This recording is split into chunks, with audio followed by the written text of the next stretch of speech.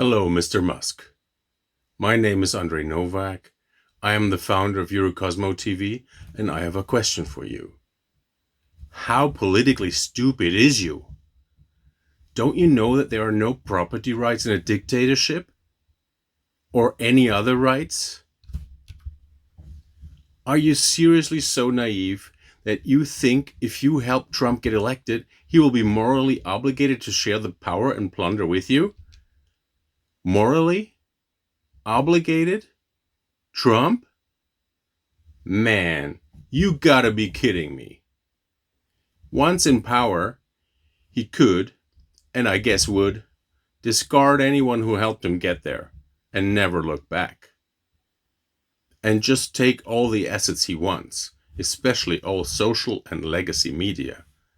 Just like Putin did in Russia since day one in office in 2000, going after the very oligarchs who helped him get there, like Berezovsky and Guzinski, who had to go into exile, and the formerly richest man in Russia, Mikhail Hodorkovsky, who got to spend 10 years in a prison camp and did not even get a normal early release after 5 years because he once stood up from his sewing machine without prior authorization and also accepted 2 lemons from a fellow inmate. 2 violations, which meant he had to serve his full term. The tale of the 2 lemons even made it to Russia's Supreme Court. And Putin, of course, seized any of his assets that he could get his hands on. If someone had told Khodorkovsky that this would happen when he was at the height of his wealth and influence, like you perhaps are now, he probably would have laughed that person in the face. But it stopped being funny when he was arrested in 2003. A fate shared by several dozen high-profile billionaires and top executives in China, who have been temporarily detained, summoned for questioning, or have disappeared for weeks, months, or even years under Xi. These include individuals from some of China's largest corporations, particularly in finance, real estate, and technology. At least one was even sentenced to death and executed. Well, at least that was better than the fate of the uncle of North Korean leader Kim Jong-un, whom his nephew reportedly executed himself by firing artillery at him, tearing him to shreds. Because dictators are always paranoid and no one is ever safe, no matter the level of loyalty, proximity, or previous service. Oh well, I guess I should stop dwelling on autocrats Trump respects more than any democratically elected leader of nations that are US allies.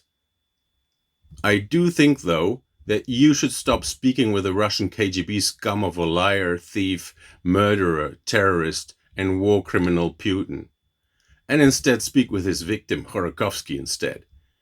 Not only would you get better and honest advice, but also have the added benefit of the peace of mind that you would not be used as an unwitting asset by a state hostile to the US in the process. Let me get straight to the point. If you care about property rights at all, you should be doing all you can to prevent Trump getting back in power, not the opposite. And you should be lobbying for a reversal of the Supreme Court decision in Donald Trump versus the United States, which opens the Pandora's box of unchecked presidential power, even more than it had already been opened before that. You live in a country which has created ironclad property rights and guaranteed them for centuries. And now you support a candidate for president who, if elected, most likely will put himself above the law, thereby destroying the rule of law and then continuing by dismantling democracy and the Constitution. If you think this is not possible or cannot happen quickly in the US, think again. It only took a wannabe autocrat named Adolf Hitler 51 days to completely destroy democracy and create a dictatorship over here in Germany back in 1933. This dictatorship first cost tens of thousands of lives in Germany due to the Nazis pursuing their inhuman policies and persecuting the so-called enemy within prior to World War II, and tens of millions during the war, including the lives of over 400,000 American soldiers. In the end, Europe lay in ruins, including many German cities. The political stupidity of billionaire Trump supporters like you, Peter Thiel, and others, as well as those billionaires and scores of multi-millionaires already appeasing Trump, like Jeff Bezos and Mark Zuckerberg, is staggering. Trump already is calling a former Speaker of the House a traitor. Wants Liz Cheney to see 9 barrels shooting at her when the guns are trained at her face, and wouldn't mind if members of the press get shot.